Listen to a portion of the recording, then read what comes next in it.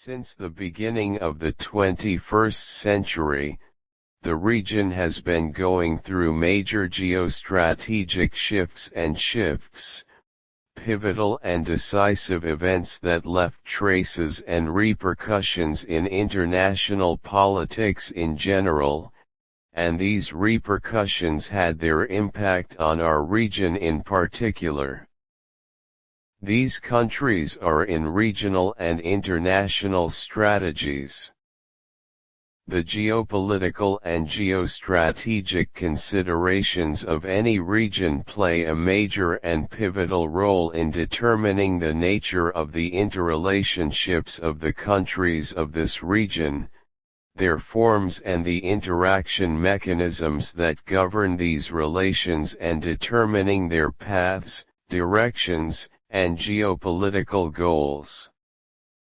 International relations are a response and translation to the requirements of a specific geographical, political, and economic reality that defines this relationship and draws the patterns of political behavior followed in its relations with other parties, whether at the regional or international levels.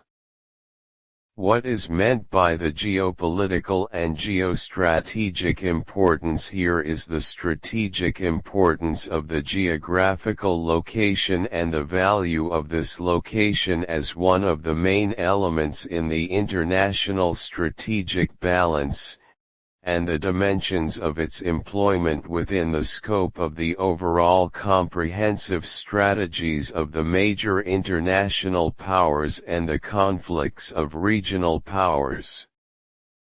These pivotal and tremendous transformations in the world contributed to the emergence of new international forces and elements, which prompted the need to reconsider the order of priorities and directions, as the Middle East region has been at the forefront of the attention of major countries and think tanks and research for long periods, but has become the African continent.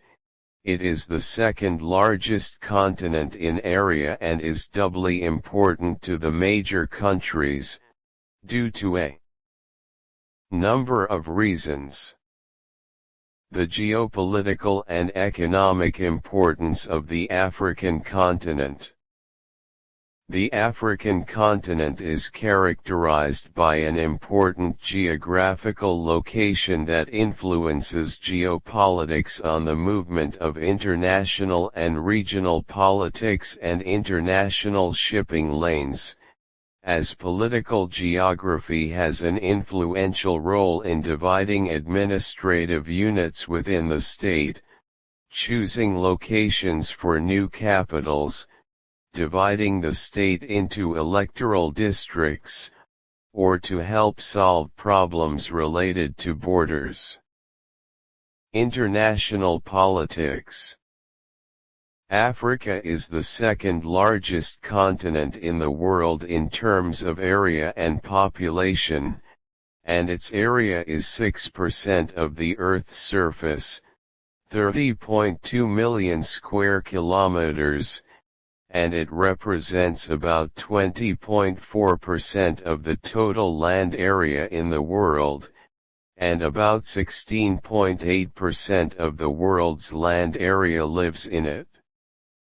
The world's population is a young continent, with 50% of the African population aged 19 or younger, which makes it able to rise faster than any other continent. In addition, it overlooks the Mediterranean Sea, the Atlantic Ocean, the Indian Ocean, the Strait of Gibraltar, the Bab al-Mandab Strait, the Cape of Good Hope Road, and the Suez Canal. Africa is also the link between the different continents of the world, especially the northern and northeastern part of the continent, as it controls the global transportation movement. It is also located within the vital field of the Arab Gulf region, with its regional importance in the political, economic, and security fields. It plays a pivotal role in regional security, and in the political, economic, and cultural movement of the pivotal countries in these continents. Given the control of the shipping lanes connecting the continents of the world by African countries, it was of great importance in securing the exports of the Gulf countries, which depend on 90% of oil revenues to the world, in addition to goods and services, in addition to being important in confronting any military move in the region. This has made the African continent an arena for competition and permanent conflict between international powers for various reasons. Some countries are trying to preserve their gains on the continent, and other international entities are trying to restore their influence by positioning themselves on the map of the balance of power. The continent of Africa also enjoys a set of natural advantages, as the availability of wealth and primary resources of vast oil and petroleum, timber forests, tropical fruits, minerals, and precious elements, such as gold, uranium, diamonds, zinc, bauxite, and cobalt, as well as the African continent's possession of vast areas of fertile agricultural land rich in elements that make it able to playing the role of the world's food basket, and a huge livestock wealth that covers the needs of the countries of the continent and extends to exporting the surplus to countries of other continents, as well as the volume of exports, as the African continent occupies the first place in many exports, such as cocoa, sesame, cotton, palm oil, peanuts, oil, copper, and manganese, in addition to many other agricultural crops. Despite the huge natural wealth, it is still regressing significantly in terms of development due to corruption, mismanagement of resources, and lack of policies related to wealth management, as well as poor resource allocation and exploitation and political instability, all factors that negatively affect the resources of the African continent. Perhaps Africa's possession of an enormous stock of natural potential is represented in its possession of 91% of the world's reserves of chromium and cobalt, half of the world's reserves of gold, diamonds, and copper, and 20% of iron, phosphate, and petroleum minerals. Independence. The mid and late 1950s until 1975, with sudden and drastic changes in the continent's regimes, as it moved from colonial governments to independent states. How was the wealth of Africa a reason for competition and conflict?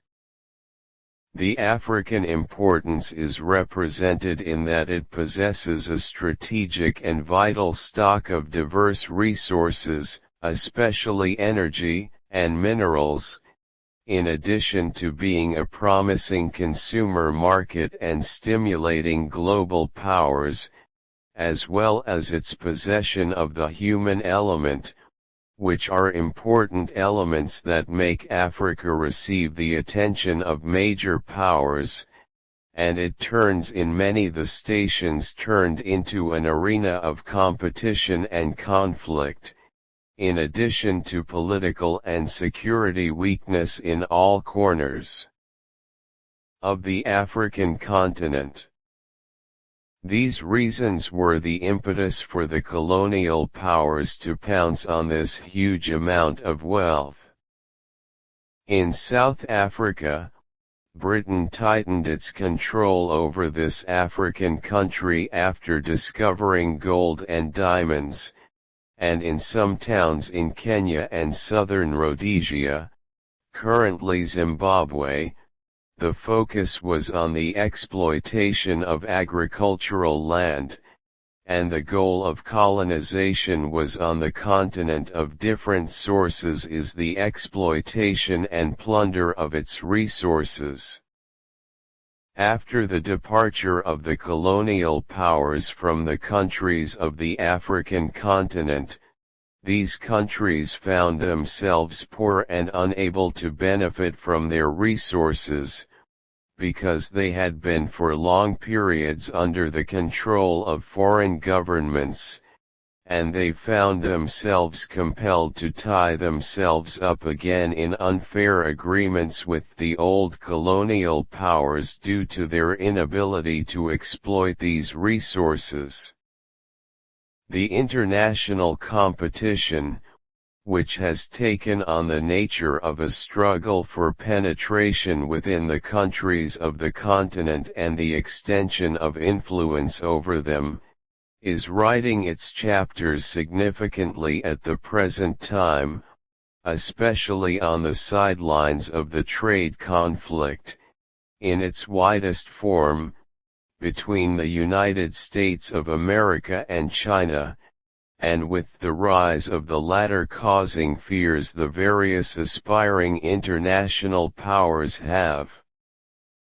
The conflict in Africa, although it took a purely economic and commercial dimension, but that dimension includes within general strategic dimensions that always make the continent the focus of the world's attention, out of the political and security interests that the competing countries seek to secure in the African continent, which is filled with internal problems and filled with dangers that threaten the security and stability of the world, especially with regard to issues such as illegal immigration, terrorist organizations, and piracy that threaten passage in international sea lanes. The list includes many competing countries, each with its own goals that sometimes reconcile and contradict, many times to take a form of severe conflict, as in the case of China and the United States of America. Africa is the land of conflict and competition between regional and international powers.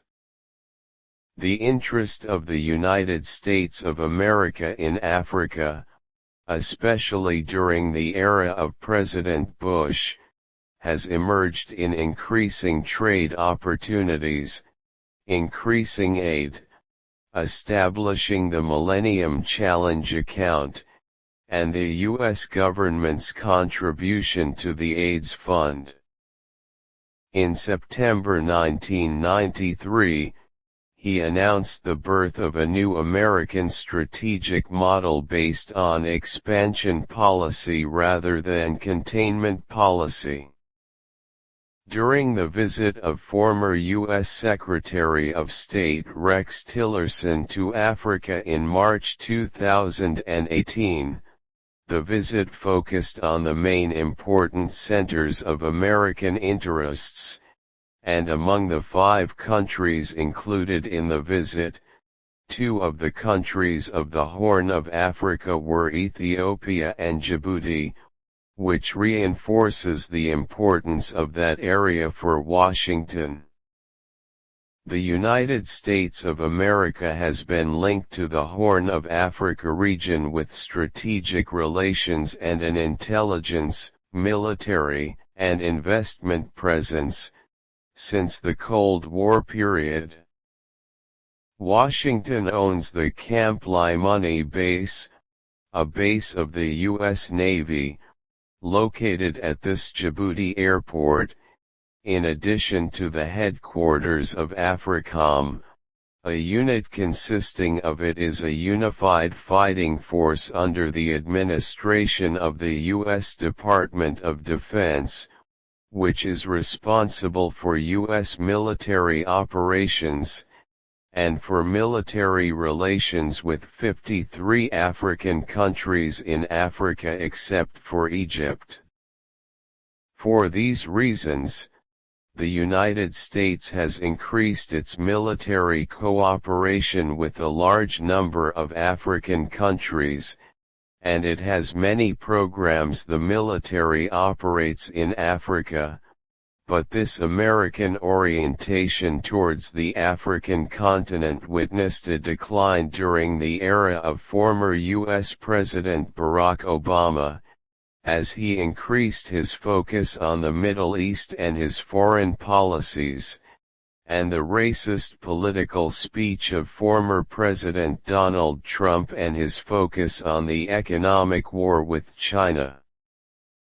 This American retreat opened the opportunity for China to search for a foothold in Africa, as it was able to obtain mining deals to extract gold, diamonds, uranium, and palladium, in countries such as Zambia, Namibia, South Africa, and Niger. As the Chinese government previously announced in 2006 that it is the Year of Africa, and a study entitled Strategic Competitiveness on the Continent of Africa, prepared at the American War College, indicates that one of the effects of the Chinese presence on the continent, along with other effects, is the weakening of the international community's ability to influencing some African countries, due to those countries turning to China to receive political and financial support. Beijing has also relied on one of the nonviolent strategy mechanisms, which is political war, which includes providing economic and development aid, as well as training and equipping the armed forces and security services. Economic, which makes it a preferred mechanism to extend influence, and the political war works on a longer term in achieving its goals, and China has previously forgiven $10 billion of African debts. On the strategic level, in addition to its development and economic services, China signed a security and defense treaty in February 2014 between it and Djibouti at the Sheikh Omar base. The treaty included, in addition to rehabilitating the Djiboutian armed and security forces, and building a Chinese military naval base in Djibouti for an annual rent of $20 million, a contract for a period of 10 years, renewable for similar periods after its expiry. Chinese companies continued to implement their projects and economic plans to establish themselves in a strategic geographic area. In Djibouti, China has funded a number of public projects. Since the first day of the inauguration of the Forum on China-Africa Cooperation in 2000, Beijing has provided $16.6 million to finance development projects in Djibouti, and has purchased shares in Darali port for $185 million, and Chinese state companies spend $420 million on raising the efficiency of port equipment. One of the most important reasons for China's growing interest in the African continent is its proximity to the Arabian Peninsula, from which China imports half of its crude oil. Here, it is mentioned that China in recent years owned a quarter of the port of Djibouti, and is also a partner in the construction of port infrastructure, energy facilities, and trains, and is responsible for free trade in Djibouti and Ethiopia as well. However, the United States has tried to counter the growing influence of China in East African countries, such as Ethiopia and Sudan, which are usually open to Washington's policies, given its proximity to the Middle East, through diplomatic and political responses. For example, Washington supported the internationally oil-rich South Sudan to secede from Sudan, and contributed to the ouster of former Sudanese President Omar al-Bashir, as part of its attempts to reduce China's troubling influence. Hence, we find that the Chinese presence is primarily aimed at ensuring Beijing's economic interests in the region, in addition to securing the Belt and Road Silk Road, in contrast to the U.S. policy, which aims primarily to create new political and security balances in the region, aimed primarily at curbing Chinese influence. There is also a limited European role so far in the region. With the exception of France, the European role remains marginal, in light of the current European policy relegating itself to its internal problems.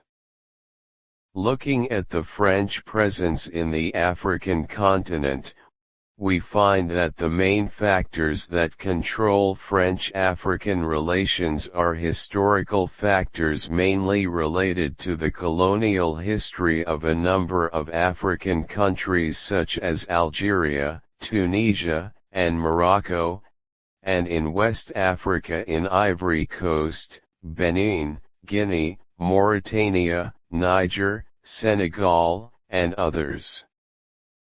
There is the geographical factor, where the African continent is the strategic depth and back garden of France, and the political factor that lies in the political influence of France on the African political regimes and the latter's loyalty to them through the support of political leaders. As for the cultural factor, it is translated into the French Francophone culture, which was influenced by the elites and African leaders. Not to mention the economic factor, which is represented in economic investments and major French companies operating in several African countries, and finally the military factor, which is the most prominent given that the continent is witnessing civil conflicts. France's presence is clear in the Libyan conflict, in which it led NATO to overthrow the regime of Libyan President Muammar Gaddafi in 2011, or even in the African Sahel region, and its intervention in Mali in the framework of the War on Terrorism. France's tools for penetration into the African continent. Culturally, it has harnessed the cultural dimension to serve its foreign policy, using the Francophone to consolidate its relationship with several African countries, including Burundi, Cameroon, Central African Republic, Niger, Rwanda, Chad, Congo, Gabon, Ivory Coast, Mali, Mauritania, Senegal, and Burkina Faso.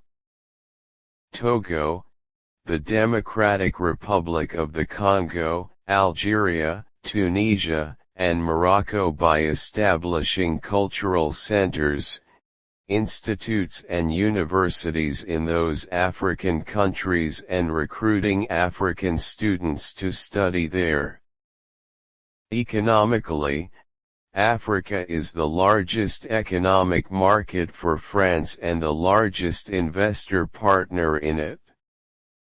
The French role in North and West Africa, up to the Red Sea and the African coast, is concentrated in energy sources, as Mauritania represents a significant stockpile of iron important for the steel industry in Europe, and Niger ranks fourth in the production of uranium, accounts for 8.7% of global production, which covers 12% of the needs of the European Union, as well as the strategic reserves of petroleum located in Mauritania, Niger, and Mali.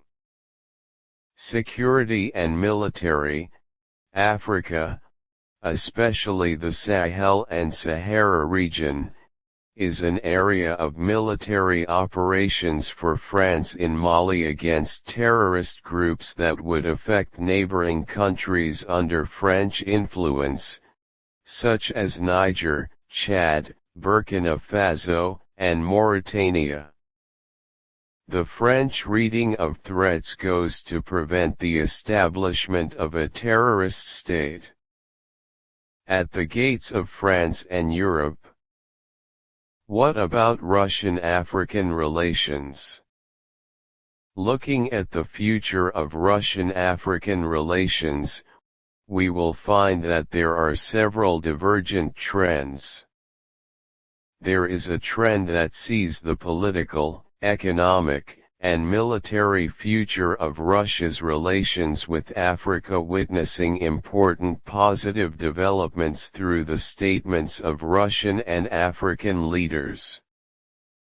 In October 2019, the Russian-African Business Forum was held in the Russian city of Sochi, with the participation of many international and governmental companies, in addition to heads of state and government. The Russian Roskoneris Foundation commented on the words of the foundation's assistant president, Antoine Kobiakov, during his meeting with the chairman of the board of directors of the African Bank. The development of relations between Russia and Africa is strategically important and beneficial to both sides, as the economic potential of cooperation between countries is of particular and promising importance, and the upcoming events will be unique in the history of relations between Russia and the countries of the African continent. As for the chairman of the board of directors of the African Bank Afrixim Benedict Arama, he commented, "Historically Russia has been a very strong partner and has supported Africa to achieve independence. This partnership has lasted for many years, and we are pleased with the presence of a new force to resume cooperation with the government of the Russian Federation. Therefore, we are very pleased that Moscow will host the annual meeting, and these events will give a new impetus to the development of trade and investment opportunities for our countries with Russia." There is a trend that believes that Russian-African relations will remain as they are without significant changes being recorded, so that there remains a Russian endeavor to develop Russian-African relations, and the Atlantic pressures through sanctions to prevent the development of any relationship between Russia and Africa will remain, for fear of increasing Moscow's influence in the arena of conflict over Africa. The Israeli rally around Africa. The Israeli political and media discourse directed at Africa has used since the beginning of the artificial Hebrew state the issue of comparing the slave trade and the Holocaust as one of the Israeli penetration tools to win the minds and hearts of the African peoples. In April 2014, Haaretz newspaper published an interview with Marcus Riediker, author of The Slave Merchant Ship, A Human History, in which he spoke about the floating concentration camps and the need for African society to always remember this human tragedy. Of course, the Israeli newspaper took advantage of this occasion to promote the issue of the Holocaust that the Jews were exposed to, which means the similarity between the Jewish and African histories. The relations of Israel and Rwanda provide another example of the centrality of the political exploitation of joint experiences of genocide. It is really interesting to note that there are other efforts practiced by Israeli civil society to support the common cultural ties between the Israeli entity and Africa. A Jewish woman living in South Africa has devoted her whole life to supporting the ties between Israel and Rwanda.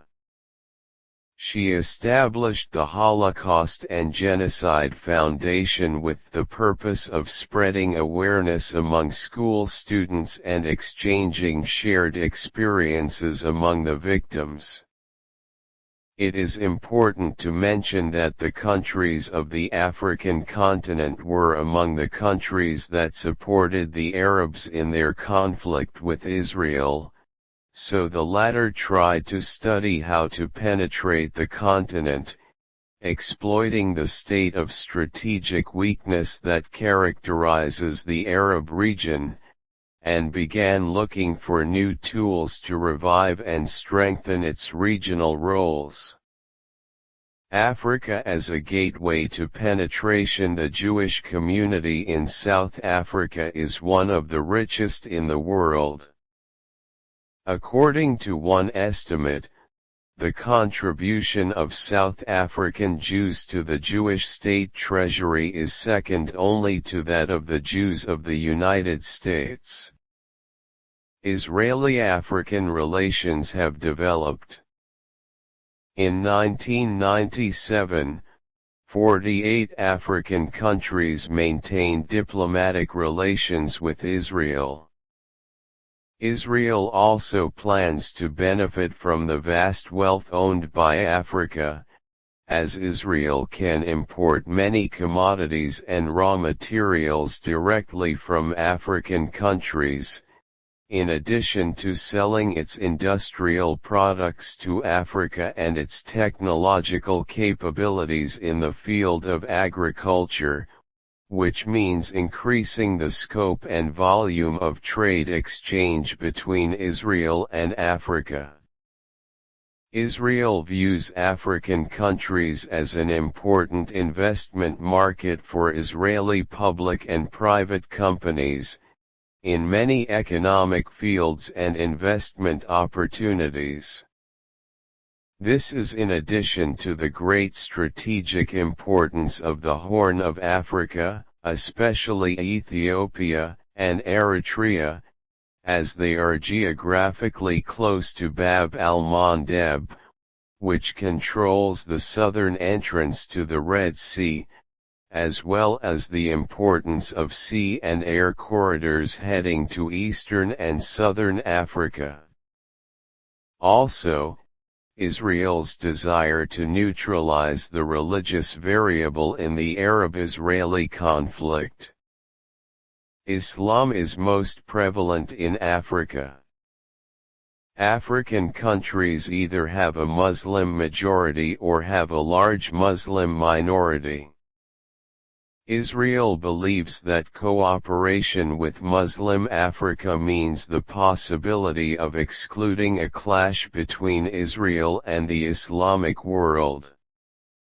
The development of the international system also had a tangible impact on the movement of Israeli-African relations. In the Cold War era, pro-Western countries, particularly the United States, such as Kenya and Côte d'Ivoire, maintained close relations with Israel. As for the pro-Soviet states, such as Angola and Mozambique, they were more hostile to Israel, and it is noted that the extent of African ties with the Arab world, especially during the era of the late President Gamal Abdel Nasser, represented an iron limitation on the development of Israeli-African relations. In conclusion, the events taking place in the Middle East demonstrate that conflict and competition is the current situation after the departure from the unipolar system to a multipolar system and the emergence of China and Russia as the most prominent players on the international scene, and that all eyes are focused on the African continent after the completion of settlements and repositioning with a solution the Syrian issue and other outstanding issues and oil pipelines. The distribution and division of regions and influence, and then we will see that the regional and international